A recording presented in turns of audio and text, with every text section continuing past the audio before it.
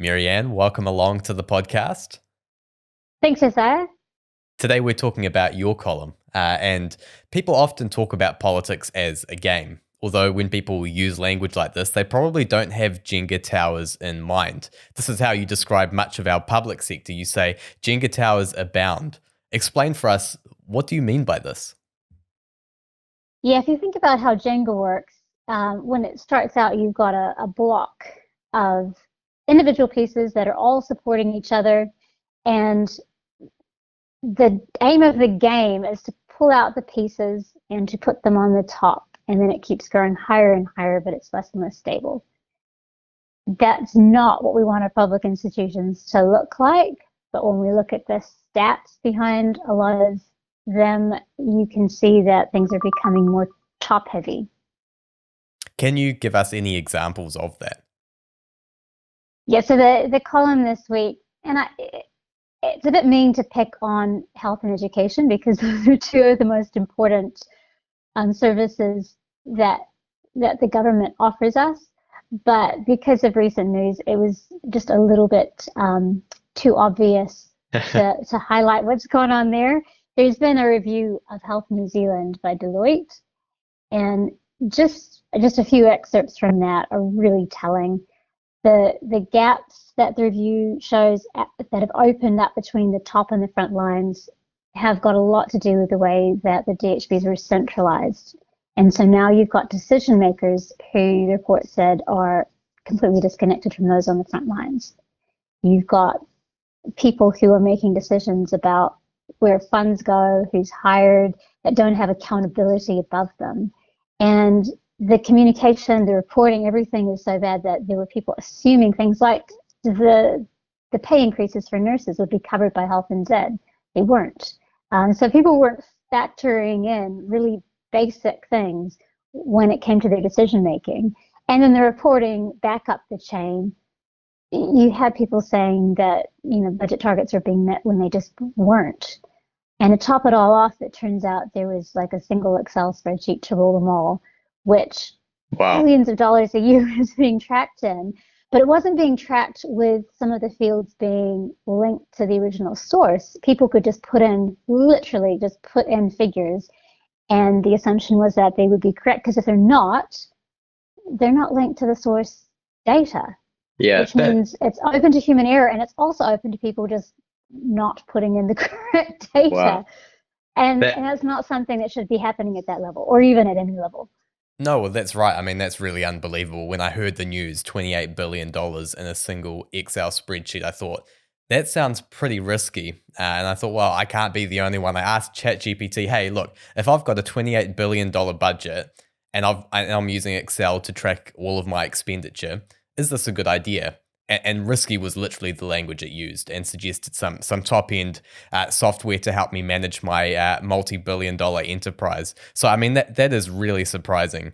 Do you have any other examples then that you could really use to just sort of highlight how top-heavy some of these ministries or public services can be?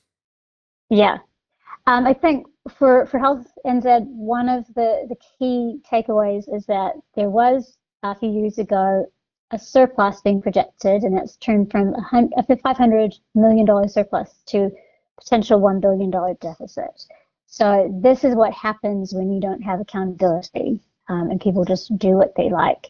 Ministry of Education, similarly, depending which 5-year period you look at, one story showed a 55% increase in Ministry of Education staff numbers. If you go from 2019 to 2024, it's 35%. So that shifting 5-year window, anywhere in there, it ballooned big time, and it's only recently been brought back to, wound back to like 6 months ago, and there's been lots of agony over just removing those positions. But in reality, it was, even as a big organization, it was a lot smaller just 6, 7, 8 years ago. And just like with health, the service has not improved. It's gotten worse.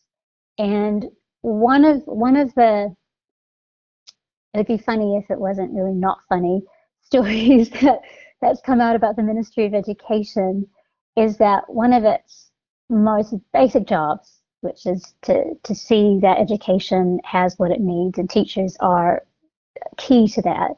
Do we have enough teachers over the next year, 5 years?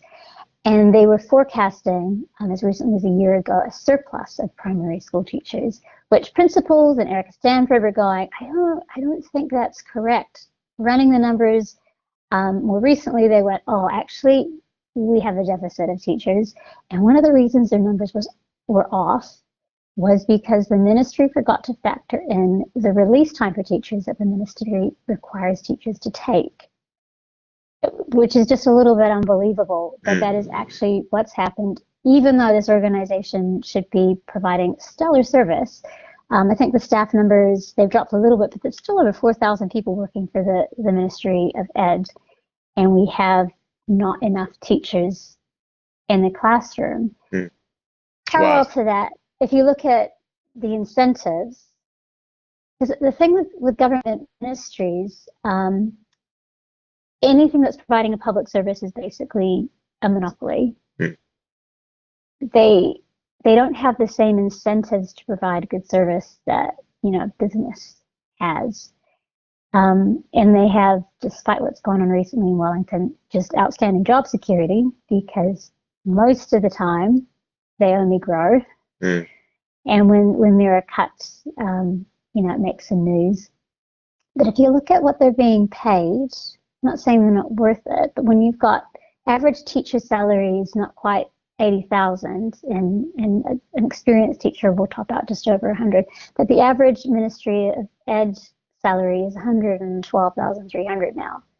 Wow. So the incentive, if you've got those qualifications, is to work for the Ministry of Education, not to be in the classroom. We've got plenty of people working for the Ministry of Education and not enough people in the classroom. For the Ministry of Education, there's no incentive to cut numbers because why would you? And this is where the Jenga imagery came to mind. The incentives of the game, if it were a game, is to, if you can make it to the top, go to the top. The problem with that is where we need the resources, where we need the people, are connected to the ground, connected to the actual services. I mean, that what you've just said reminds me of the Australia-New Zealand example where the grass is literally greener on the other side. So Aussies competing for our workforce. Well, even within our country, we have a Ministry of Education who is competing for teachers while at the same time saying we need more teachers. That to me is it seems like a real shame and a real own goal. You mentioned former mayor of Otorohanga, Dale Williams. He's a counterpoint to our Jenga tower approach. Can you tell us who he is and what he's done? Yeah, and I don't know what he's up to these days, but Maxim actually had him speak at an event many years ago, and that was the first I saw of him and had more to do with him over the years. He was a motorcycle mechanic, ran his own shop in Otorohanga. He employed especially young guys like himself who dropped out of school but had talent, had skills in that area. And then when he became mayor, he and his team identified some pretty serious problems there. It's more rural. There were heavy industries that were threatening to leave the area just because they couldn't find employees. They had a constant exodus of young people, and those who stayed often dropped out of school. There weren't many work opportunities for them. A lot of bleak stats, high youth suicide among them. One of the things, well, they did a few things, but a couple really key things. They collaborated with WinTech to have trades training, not over in Hamilton, but in town. They developed programs in concert with local industries so that any graduate would be equipped for actual jobs that were going in the region. And those businesses would guarantee a job to anybody who had that qualification. So the completion rates, and I don't know what they're like now, but this is 10, 15 years ago, the completion rates were, like 3 times that of most trades training. Wow. Because people knew if they completed this qualification, they had a job and it was in town. Very practical. They employed one woman to call up any youth who was not in in education and wasn't in employment. I forget how frequently, it was like monthly or something. Don't know if they still do it. But she would just say, hey, what are you up to? What are your options? We're here for you. And just very, very simple solution that probably more than, paid for her employment. He also said that he went to Wellington when he first became mayor looking for solutions to some of their problems. And he said they had nothing for me. Wow. The solutions they had were there with the people they knew at the grassroots level. And there are some things that can only be done centrally. Centralizing Health New Zealand, I think we can safely say, did not improve services and it didn't make it more affordable. So we need to get a balance right between centralizing things and decentralizing and looking for local solutions for things that's where they are, and also that's where the accountability is. So if we consider his success, I mean, what was the secret sauce? Why did his initiatives work? A lot of it came down to the right people knowing the right people. And that's something you can't, write a policy for. That is just people doing their job well. There's some things about that can't be replicated. The things that can be replicated are keeping an eye on what are we trying to accomplish here. And I think with the Jenga metaphor, what are we trying to accomplish? Are we trying to, if we've got a ministry, do more and more and more of what we can do, or are we actually looking at the outcomes that we can produce and designing everything around what needs to be accomplished? And I think the bigger an organization gets, the harder it is to orientate everything around outcomes, especially when there's no direct lines of accountability. And for him, he was directly accountable. Everybody knew his name, his team, like probably most of the people who lived in the community knew who was doing what. And we're never going to have that level of accountability when it comes to Wellington. But if we can gear things to where, as the Deloitte report pointed out, there was a disconnect in accountability and reporting between layers, that needs to be tightened up. Whatever scale we're talking about, there needs to be accountability. Yeah, accountability and a clear objective and how you're going to achieve that. Well, thanks, Maryanne, for those insights, for highlighting these concerns about how top-heavy and bureaucratic these ministries are and how important it is for the public sector to deliver for us. Near the end of the column, you say that public servants are here to serve us, not to construct themselves ivory towers. So it's up to us as the informed public and for the government to see those reforms come through so they are actually working for the good of all New Zealanders. Yeah. Thanks, Maryanne. Thanks, Josiah. We all know how a game of Jenga ends.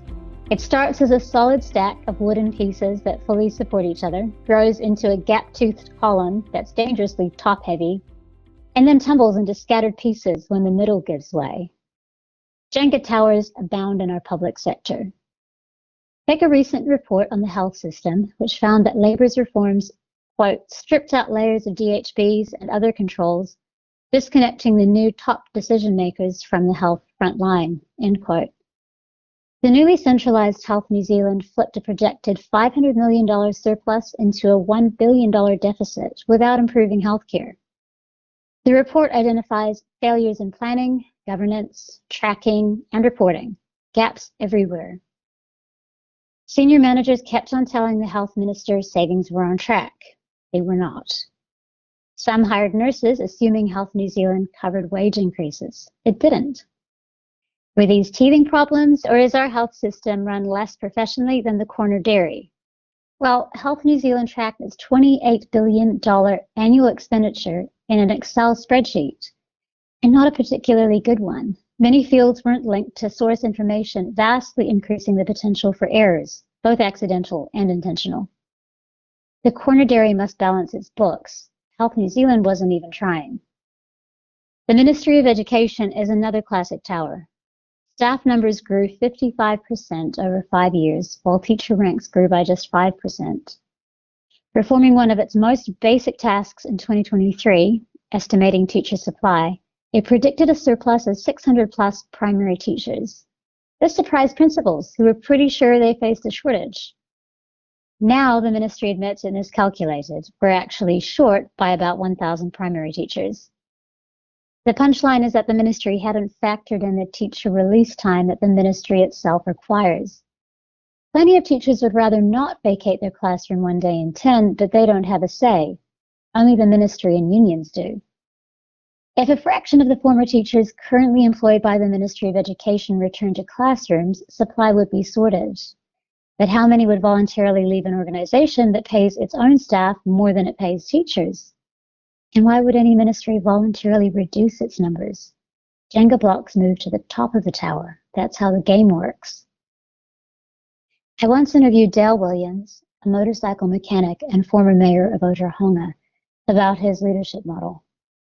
In the early 2000s, he oversaw a huge improvement in youth crime and unemployment and averted an exodus of local industries. Being practically minded, he and his team developed solutions that leveraged existing people and resources, solutions informed and executed by those at the coalface. The goals were clear and the processes transparent. Contrast Otahonga with our growing Jenga towers. They will keep wobbling closer to collapse until we change the rules of the game, the first of which should be this. Public departments don't exist to build themselves ivory towers. Let's strip them back to what they should be, compact, efficient hubs that simply serve us.